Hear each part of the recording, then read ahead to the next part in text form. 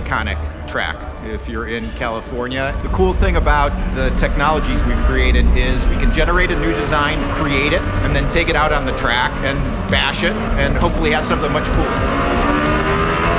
This is something that is years in the making. It's about 8 inches wider. We've switched over our battery cells to an F1 battery cell. The aero is now 3.5 to 1. So this is like a real GT3 car plus in terms of being glued to the track.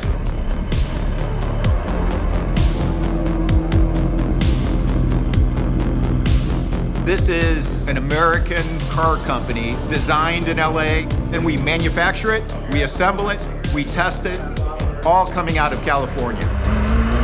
The overall goal is to hunt track records, absolutely.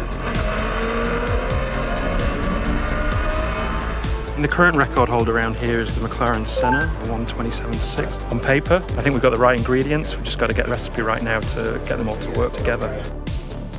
Really, this process started out with what do our targets need to be, what are the requirements of the vehicle in order to challenge that lap time. We knew what we had with the previous car, we started to kind of conceptualize, and then we effectively run laps on the computer. So we create a model of the car and basically ask questions of the simulator. So if we increase the downforce, what does that translate into in terms of lap time? If we improve the power, grip. So we've done a really extensive CFD-based aerodynamic development, way over double the downforce that the car makes. We've had an opportunity to redesign all of the suspension. And then from a mechanical side, the main thing there is the MGU drive. We've moved to a gear drive now. The main focus today is the powertrain. We've brought on a new powertrain engineer who's joined us from Mercedes F1. He's really getting into the nitty-gritty of the combustion engine, the boost control, the kind of ignition cuts for the gear shifts and things like that.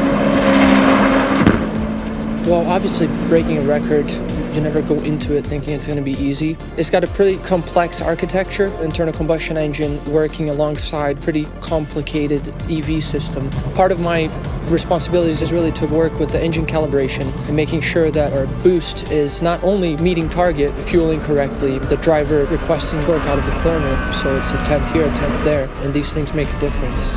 On paper, we have a lot of confidence that this car can perform. 30.2, which is 2.6 off the record. 65, 70% so far.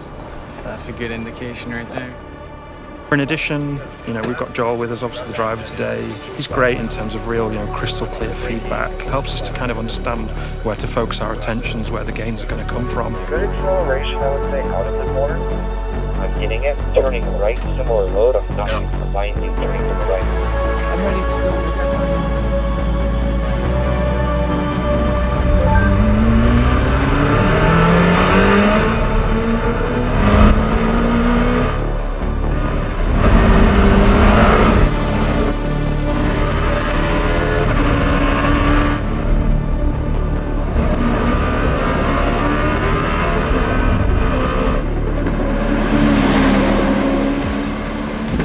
Ewan said 127 before. We'll see what the loggers say.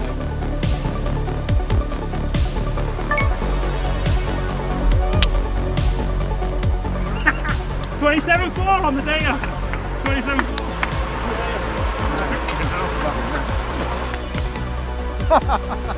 Back at the track, it's such a big improvement from the last time out, being able to use MGU with the 𝗙cie engine and just how those are linked together. It's very impressive when we're on the deploy mode and just feeling the power that's behind the car now. Prototypes do this track in the teens. For this car to be just, call it, less than 10 seconds off of a prototype is quite special. So proud of this team to be able to create technology, create vehicles like this. Just that in and of itself is one of the most fulfilling things that you can find in life.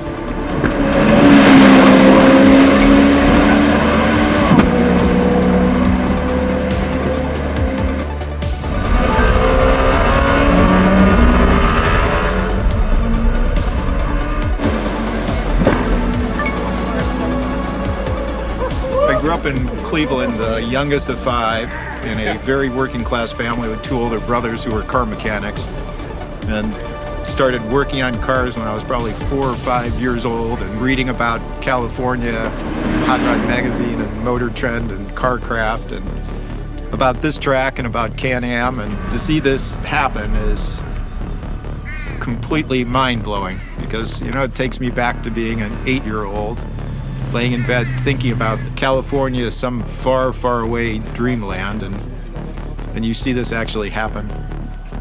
This is the first of many, many, many dominating performances we're going to have.